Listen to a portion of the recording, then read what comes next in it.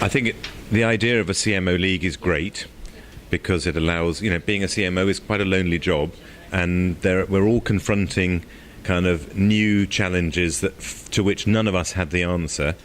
And I think it's excellent to have a forum where people can compare experience. I think probably if I were going to do the same in Brazil, I would want to make CMOs feel that they could expose their weaknesses. So I'm not sure I'd have journalists and reporters hanging around. Can you imagine? CMO of Unilever reveals he doesn't know how to use Facebook.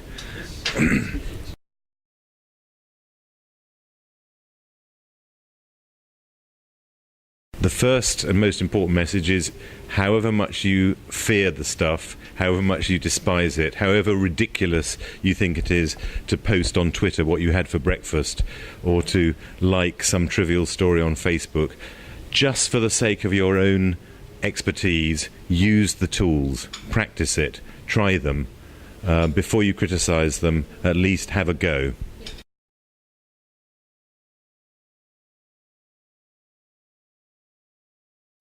No, I think it's a very good question because I can't think of any single branded example. Do you think that's a disadvantage? No, I don't think brands have worked out what their role is on Facebook, whether they even deserve to be present, because it's quite clear that lots of consumers resent their presence, and as soon as it becomes commercial, and there are whole sections of consumers who are beginning to kind of reject Facebook and look for other. So I don't think that Facebook will be here in 20 years' time. I can't believe that we're going to spend the rest of our lives posting, commenting and liking. It seems incredible. So I don't know what the answer is to brands, whether they have a right to be present in Facebook or Twitter. But that's still no excuse for marketeers not to know how it works.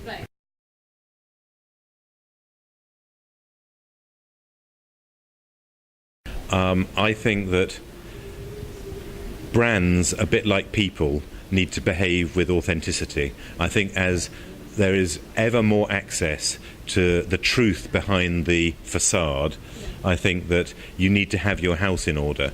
It's more important than ever before to be something rather than to say something.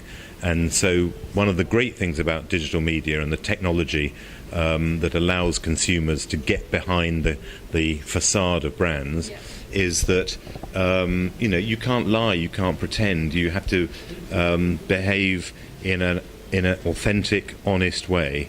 Interestingly, if you make mistakes as a brand, you can be forgiven. Often consumers actually rather respect a brand that makes a mistake and kind of stands up and takes responsibility for it.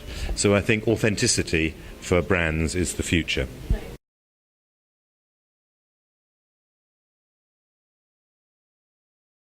Yes, my grandson, who's 15 and to my knowledge has never read a book, is teaching me how to use the new social media that are in trend in Brazil. Wow. Thank you. Thank you very much.